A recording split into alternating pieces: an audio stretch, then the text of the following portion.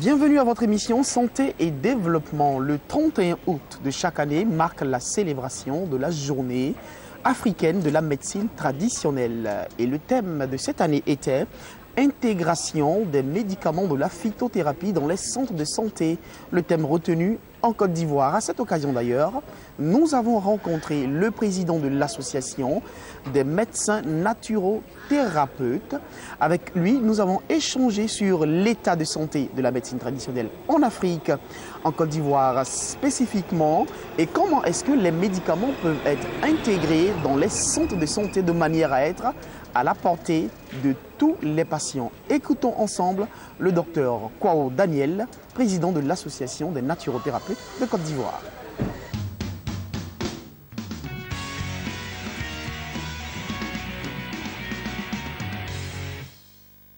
Je suis Dr Ano Kwao Daniel, naturothérapeute, chercheur diététicien, président de la Fédération des praticiens de santé et des naturothérapeutes de Côte d'Ivoire, président de la Confédération des praticiens de la médecine traditionnelle de la CEDEAO. Il faut comprendre que la médecine traditionnelle africaine représente l'art, la pratique, la connaissance ancestrale pérennisée de génération en génération, qui consiste à utiliser tous les éléments de la nature à des fins de santé primaire et curative. Je pense bien que la médecine traditionnelle va au-delà du réel. Nous avons des maladies dites incurables que jusque-là la médecine moderne n'arrive pas à traiter, et nous avons des médicaments très efficaces en médecine traditionnelle pour pouvoir traiter ces maladies, et cette médecine traditionnelle va au-delà du réel. Prenons l'exemple de l'hypertension artérielle, du diabète, et des IST, le fibrome, les kystes et bien d'autres maladies que la médecine traditionnelle arrive à guérir de manière efficiente. Donc la médecine traditionnelle va au-delà du réel. La médecine traditionnelle n'a plus de secret pour le paludisme, parce que nous avons des médicaments très efficaces pour soigner le paludisme dans toutes ses formes. Que ce soit le paludisme pernicieux et récidivant, il n'y a plus de secret. Il y a des plantes très efficaces pour pouvoir guérir ces maladies. Et nous prenons le VIH-Sida. Nous avons des médicaments très efficaces pour guérir les maladies opportunistes du VIH-Sida.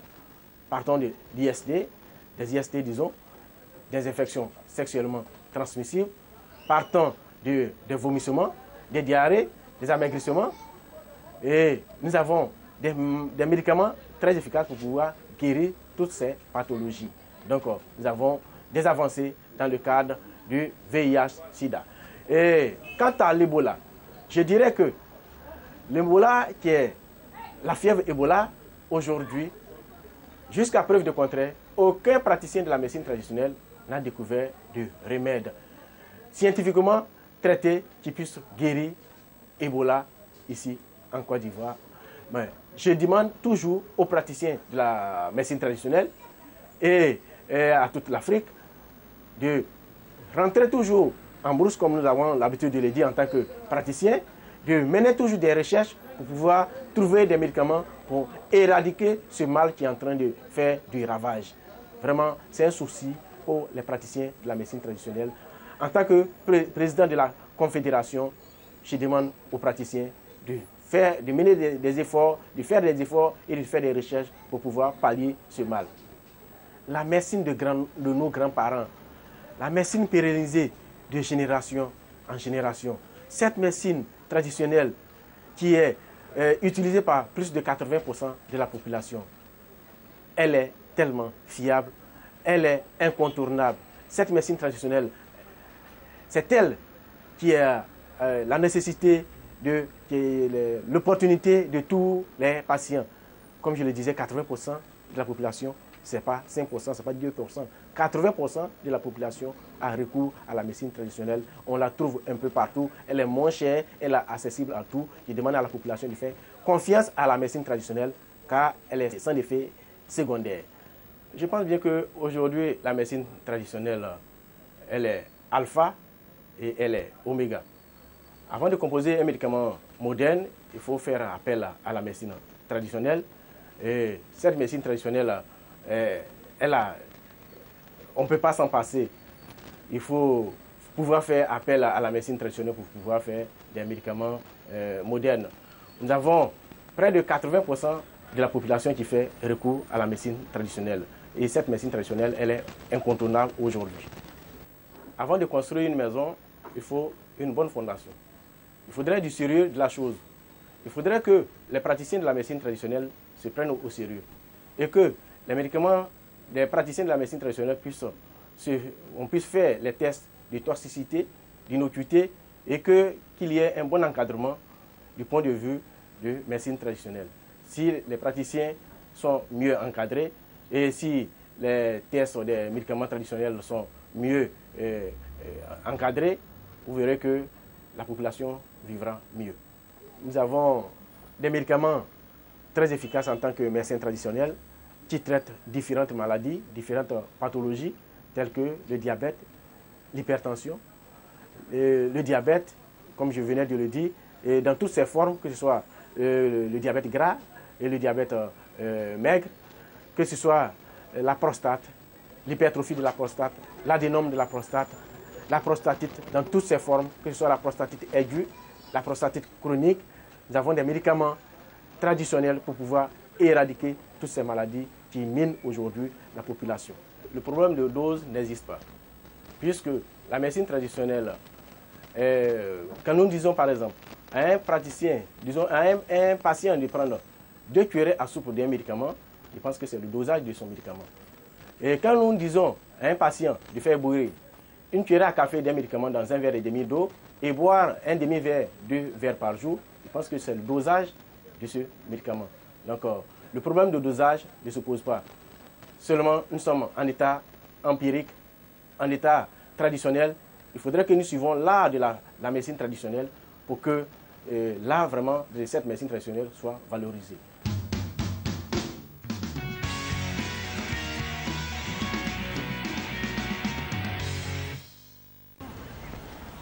Pendant qu'on parle de la naturothérapie, nous allons nous intéresser à un autre docteur naturothérapeute. C'est le docteur Aka Félix. Avec lui, nous avons découvert la médecine par la musique, donc la musicothérapie, et la médecine par les couleurs. Comment est-ce que des patients arrivent à être soulagés à travers la musique et les couleurs? C'est tout de suite.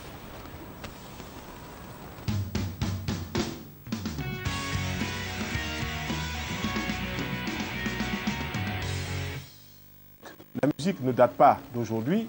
Quand on va fouiller du côté de l'Inde, on trouve dans les anciens livres tels que la Bhagavad Gita, on trouve qu'il y a des passages où on parle justement aussi de l'influence de la musique sur l'ensemble du psychisme de l'être humain.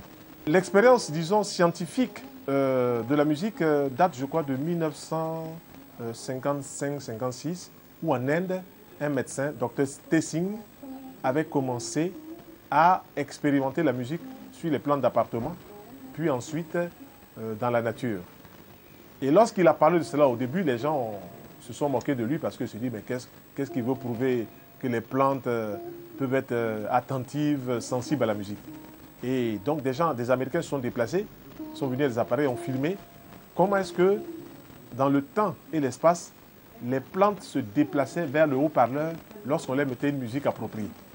Et on a constaté que des musiques hindoues, telles que la musique de Ravi Shankar, avaient une influence considérable sur les plantes, qu'elles soient d'appartement ou bien à l'extérieur. Ces mêmes expériences ont été reprises plusieurs fois et ensuite elles ont été déportées du côté des États-Unis, où des grands agriculteurs ont mis dans leurs champs des haut-parleurs avec des musiques appropriées, des musiques douces, des musiques appropriées de Mozart, de Beethoven, de Mendelssohn. Ils ont mis des musiques et ces musiques-là ont influencé considérablement les plantes alimentaires que à l'hectare où on se retrouve avec 125 kg, on était à 138 kg ou 140 kg. Donc les gens ne pouvaient pas dire que c'était le fait du hasard.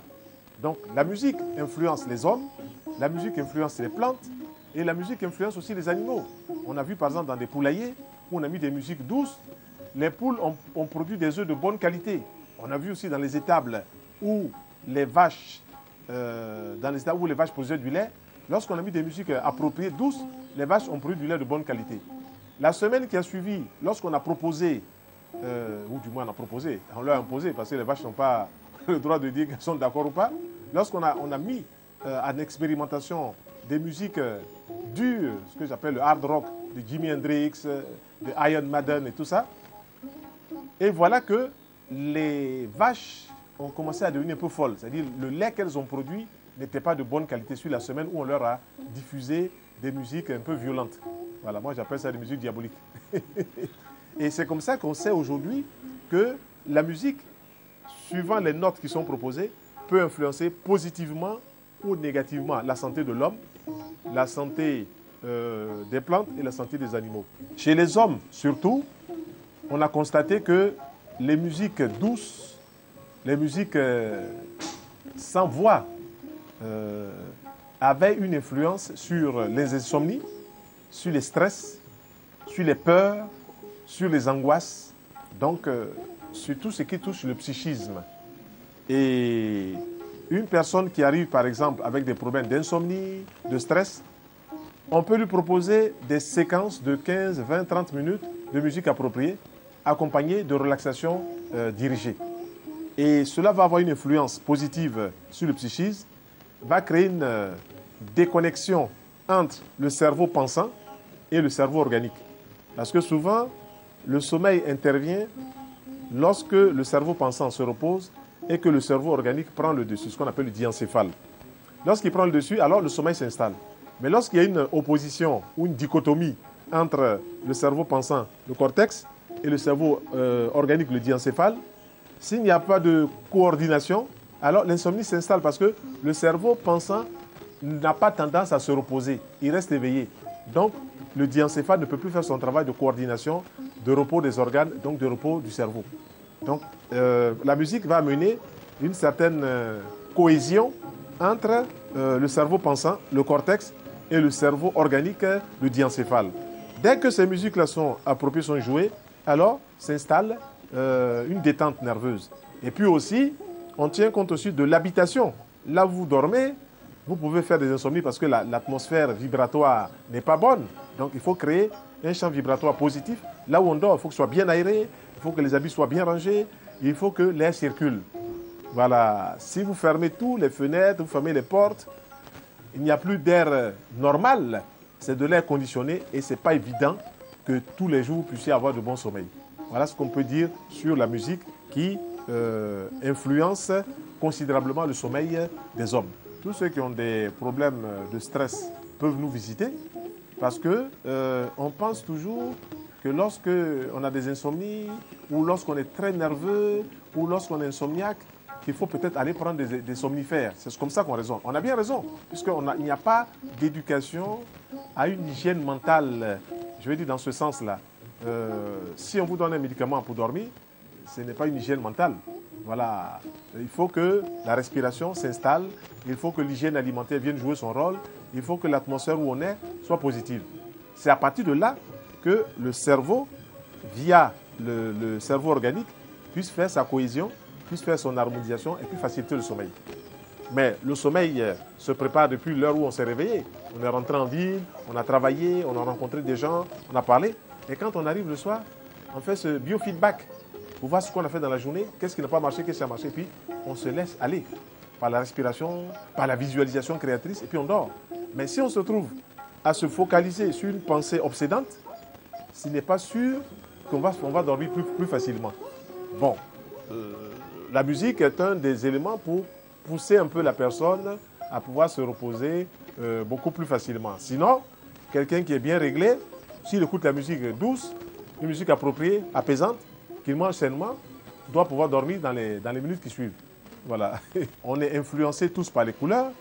Lorsque vous voyez des couleurs chaudes, comme le rouge, le vert, l'orange, ce sont des couleurs qui attirent, elles sont chaudes. Si vous vous trouvez face aux couleurs qui sont des couleurs, je dirais, froides, le bleu, l'indigo, le violet, et que quand vous regardez l'arc-en-ciel, vous avez les 7 couleurs de l'arc-en-ciel qui composent le spectre des couleurs. Après, on fait des mélanges pour avoir le magenta qui n'existe pas dans la nature. Ce sont des mélanges qu'on fait. On dira jaune or ou bien jaune citron. Tout ça sont des mélanges qui vont être faits. Mais si on prend les couleurs de l'arc-en-ciel, les 7 couleurs de l'arc-en-ciel, le spectre visible. On part du rouge, de l'orange, du jaune, du vert, du bleu, de l'indigo, du violet. Ce sont les 7 couleurs de l'arc-en-ciel. Pour obtenir ces couleurs-là, il a fallu qu'Isaac Newton utilise un prisme et fait passer la lumière blanche dans ce prisme pour diffracter les 7 couleurs. C'est comme ça qu'on a retrouvé les 7 couleurs de l'arc-en-ciel. Donc, c'est Isaac Newton qui a fait passer donc la lumière dans un prisme en chose triangle. Et la lumière, donc, en ressortant de l'autre côté, s'est fractionnée en 7 couleurs, ce qu'on appelle la diffraction. Donc, ces couleurs chaudes, le rouge, l'orange, le jaune, sont des couleurs qu'on peut utiliser, par exemple, pour une enseigne. Une enseigne, si vous avez une chambre où vous voulez dormir, il ne faut pas mettre du rouge là-bas, il ne faut pas mettre d'orange, il faut mettre à la limite du vert, il faut mettre à la limite du blanc, qui est l'ensemble de toutes les couleurs, ou bien du bleu ou de l'indigo. Voilà les couleurs qui apaisent. Si vous voulez faciliter le sommeil, il faut mettre des rideaux violets, le sommeil arrive rapidement. Des rideaux roses, le sommeil arrive rapidement. Des rideaux bleus, le sommeil arrive rapidement. Mais si vous mettez des couleurs vives, rouges et tout ça, ce n'est pas évident chez la plupart des personnes que le sommeil arrive rapidement. Donc, l'influence des vibrations causées par les couleurs agit directement sur nous. Et si vous voyez par exemple une personne qui arrive avec un costume tout blanc, ça, on sent une personnalité rayonnante dans cette couleur. Si vous avez une personne qui arrive avec une couleur pratiquement toute noire, qui est l'absence de couleur, ça peut changer sa personnalité. Et donc, ça, les personnes depuis la nuit des temps le savent. Ils ont utilisé les couleurs pour soigner certaines personnes. On a vu par exemple un roi en Angleterre qui avait son enfant qui avait des problèmes de peau, la scarlatine, et on a enveloppé cet enfant-là dans des draps rouges et l'enfant a guéri. Donc, la lumière rouge agit sur la peau. On a vu aussi des gens qui avaient de la fièvre. Lorsqu'ils avaient de la fièvre, on utilisait la couleur bleue qui faisait tomber la fièvre et tout ça par des spots qu'on mettait sur la colonne vertébrale. La fièvre descend rapidement. Donc, pour nous dire qu'on est influencé par les couleurs, et là où on est, on doit mettre, si vous êtes dans une salle de conférence, la couleur qui sera appropriée, c'est le jaune, pour éveiller le mental. Voilà. Mais si vous mettez une couleur bleue, vous allez faire dormir les gens. Lorsque vous allez en chirurgie dans les hôpitaux, quand les gens opèrent, ils portent souvent des blouses vertes ou bien des blouses bleues. Tout cela apaise. Lorsque vous allez dans une maternité, vous verrez que certains enfants sont sur des rayons ultraviolets. On sait que les rayons ultraviolets agissent sur l'équilibre au niveau des microbes, sur l'équilibre même de l'enfant. Et un enfant qui vient de naître, qui est né prématurément, on peut le mettre sous une couveuse, ou on peut le mettre sous un rayon ultraviolet pour équilibrer un peu ses vibrations. Donc, les couleurs sont là et elles parlent d'elles-mêmes. Voilà. Si par exemple vous vous trouvez, comme on appelle, dans un grand restaurant où il y a un billard, vous verrez que le velours du billard est toujours vert. Voilà. Tout cela permet la concentration, permet d'être plus adroit en matière de jeu. Donc les couleurs sont là. Quand vous allez dans un grand restaurant et que les gens veulent faire manger suffisamment leurs convives, on utilise toujours le rouge comme nappe. Même si on met du vert sur du rouge, même comme du jaune sur du rouge, mais le rouge vous fera manger plus que si on vous mettait sur une nappe bleue. Cela a été prouvé. Donc l'influence des couleurs n'est plus à discuter. C'est à nous de nous harmoniser avec les couleurs. On a vu à l'époque dans la religion que le pape Grégoire, si ma mémoire est bonne, avait fait les liens entre les jours de la semaine et les couleurs. Donc on a vu que le lundi s'apparentait au vert, que le mardi s'apparentait au rouge, que le mercredi s'apparentait au marron ou au multicolore, le jeudi au bleu, le vendredi au jaune, le samedi au violet, puis le dimanche au jaune or. Donc c'était en fonction donc des vibrations inspirées. Et on voit aussi que dans certaines églises, comme l'église catholique par exemple, que les prêtres portent des couleurs. Le jour où il y a la mort, ils portent du violet, une petite chape de violet. Ce n'est pas le fait du hasard. Voilà. Et vous verrez qu'en fonction des fêtes, aujourd'hui sont en vert, demain sont en jaune doré, demain sont en rouge. Tout ceci, que viennent faire les couleurs là-bas? Les couleurs ont une influence, que ce soit dans la religion, que ce soit dans la vie de tous les jours, ou que ce soit dans une chambre. Donc, les couleurs agissent par leur vibration. Et si vous avez une maison, une boutique, et que vous mettez une enseigne en bleu, ça n'attirera pas beaucoup de personnes. Par contre, si vous mettez une enseigne en rouge, on voit ça de loin. Une enseigne en jaune, on voit ça de loin. Regardez certaines stations d'essence, vous verrez qu'elles sont en jaune-rouge, ou bien sont en noir-rouge. Il y a toujours le rouge qui est toujours là. Ce n'est pas le fait du hasard. Ceux qui ont conçu les logos de ces stations-là ne l'ont pas fait par hasard. Ils savent que le rouge influence de loin, que le rouge attire. Et vous regardez, la plupart des stations, on retrouve toujours du rouge ou de l'orange ou du jaune dans les mélanges de telle ou telle société. Voilà. Lorsque les patients ont vraiment du temps, on installe des spots et on met les couleurs en fonction de ce qu'on recherche sur la qualité vibratoire pour toucher les personnes. Quand la personne est couchée sur le dos ou quand elle est couchée sur le ventre, sur la colonne vertébrale, on a ce qu'on appelle l'arbre de vie. C'est-à-dire on a un système qu'on appelle le système réticulo-endothélial. Toutes les ramifications des glandes partent de la colonne vertébrale vers les organes. Donc, en voulant toucher tel organe, on va mettre les couleurs appropriées et les organes vont être touchés, tout simplement. Parce que la couleur agit par vibration sur la partie organique que nous souhaitons toucher, tout simplement. Voilà. Nous faisons partie intégrante de la nature dont nous sommes issus. Donc, je pense que nous devons nous habituer, nous devons nous intégrer, nous devons comprendre toutes ces choses-là et donc les utiliser. Par exemple, aujourd'hui, vous avez porté une cravate bleue avec un costume un peu marron foncé. Mais demain, si vous portez une cravate rouge, les gens seront plus attirés par cette cravate rouge parce que ça fait ressortir un pan de la personnalité. Si demain vous portez le même costume que vous portez une cravate verte, ça va attirer. Le bleu, c'est plus apaisant. Le rouge, tout de suite, les gens, ah mais tu es bien habillé. Ce n'est pas le fait de bien, c'est la couleur rouge qui va faire ressortir quelque chose que le bleu a caché. Tout simplement. Voilà, donc voilà ce que je voulais signifier. Bon, nous sommes au 07 90 09 83 et au 05 69 21 97.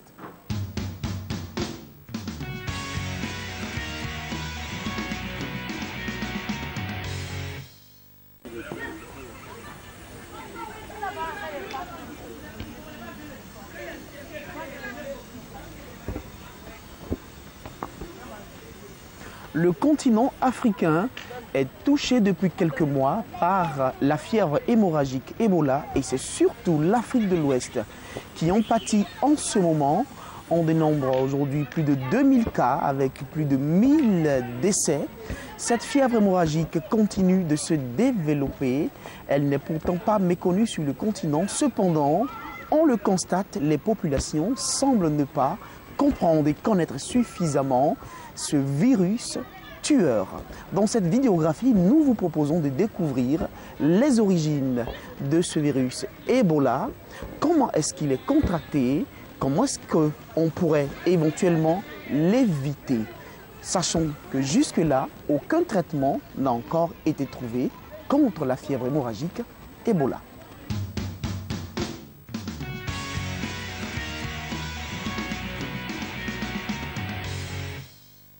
« 1975 infectés, plus de 1000 morts en 9 mois, l'Afrique de l'Ouest connaît depuis décembre 2013 la plus grave épidémie d'Ebola depuis l'apparition du virus. Alors, qu'est-ce qu'Ebola ?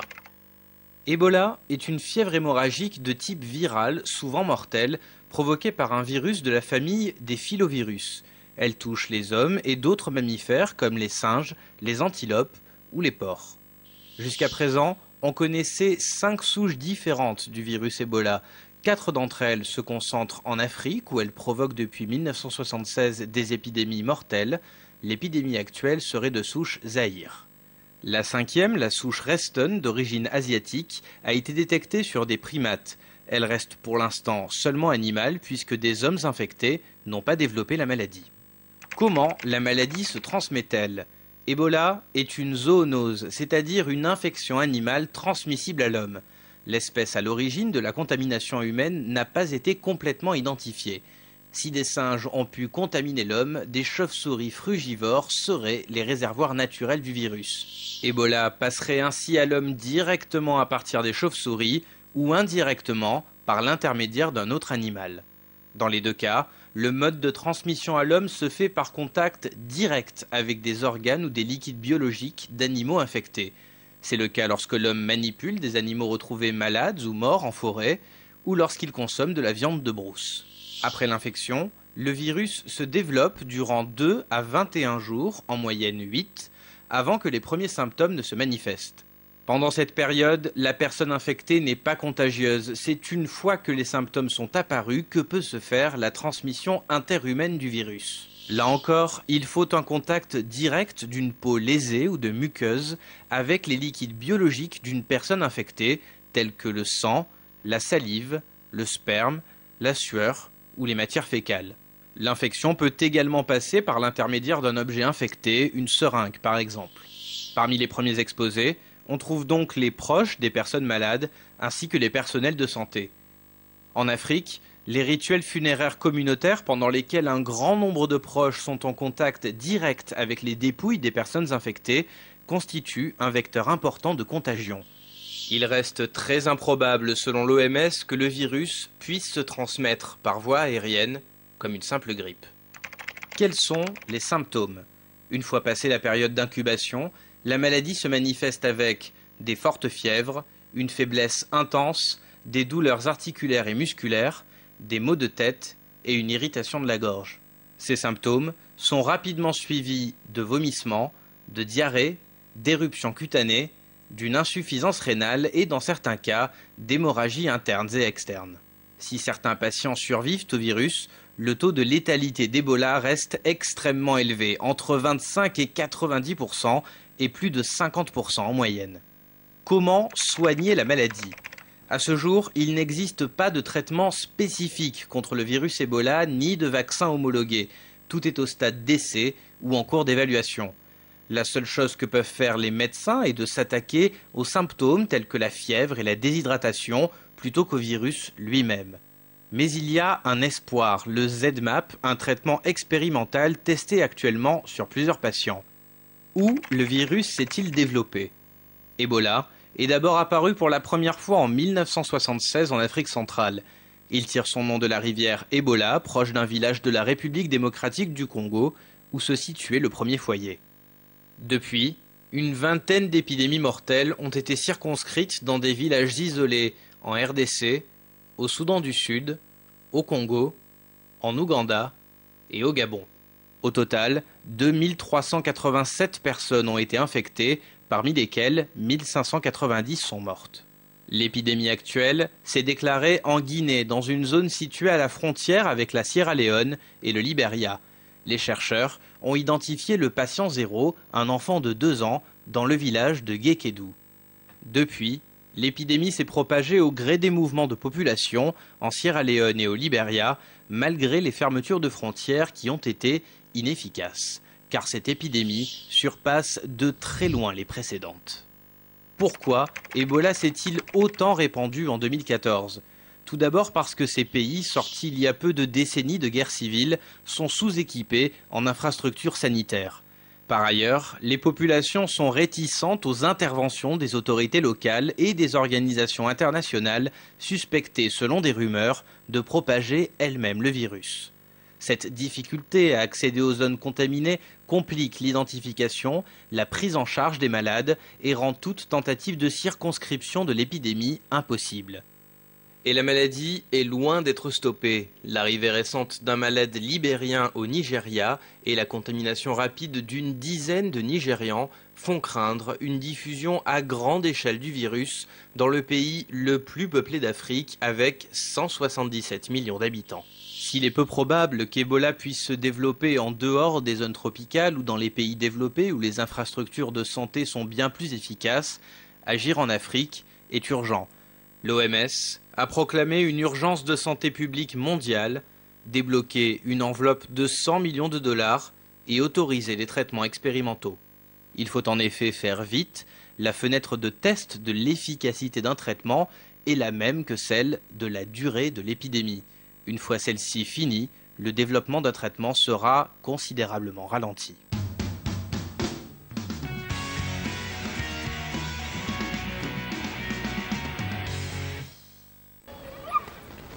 Madame, Monsieur, cette émission prend fin ici. Merci de nous avoir suivis et bonne suite de programmes sur Business 24 Africa. Je vous dis au revoir.